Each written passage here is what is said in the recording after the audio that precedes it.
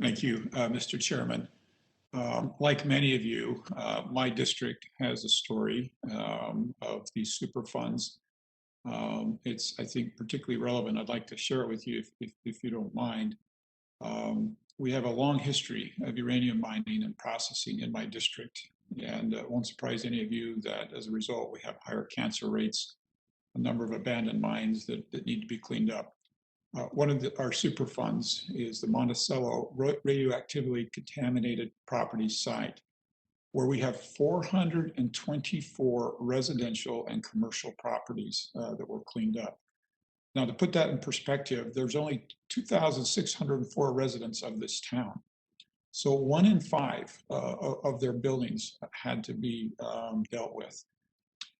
Listen to this, tailings were used for building materials. They took the tailings out and used them for driveways, for backfill, for basements, mixed it into concrete, and you can imagine the results of this.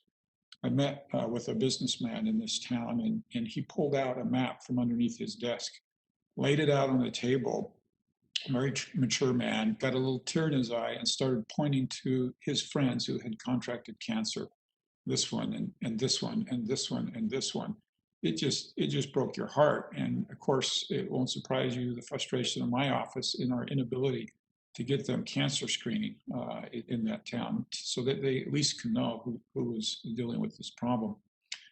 Well, of course, since we did this, we've learned so much about the risks and the things like that. And this cleanup here in this town is a perfect example of how the Superfund program was designed to help Americans, cleaning the environment in a way that immediately has an impact and is helpful. And I'd like to address Ms. Matthews with a question or two. Ms. Matthews, the Clean Future Act would expand the Superfund program to focus on climate impacts more greatly. We've heard that a lot today.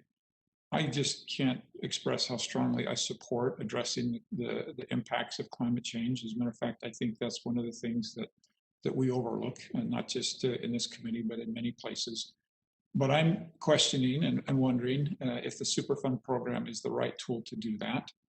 I'm worried that this legislation would hurt our ability to clean up areas that I've just described that are health risks today by focusing on some of the ambiguous goals related to potential climate impacts. I'm curious your opinion of that, Ms. Matthews. Thank you. Section 631, there's been a lot of talk about how important it is to prioritize the climate change impacts at Superfund sites. But Section 631 doesn't do that. It provides a fiscal program for operating sites to not become Superfund sites. But as I said in my testimony, because they're the existing regulatory framework prevents that and provides incentive to prevent that, we don't need this extra program.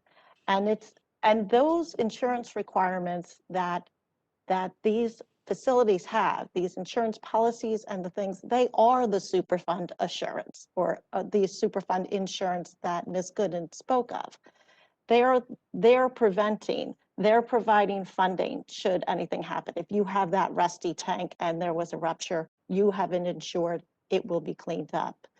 The site you talk about is what I was talking about from existed because of the lack of environmental regulation decades and hundreds of years ago. I have a site where the contamination is from the turn of not this century, the last century. So we're talking about addressing those sites, we shouldn't be talking about adding a fiscal program on top of the need to do that.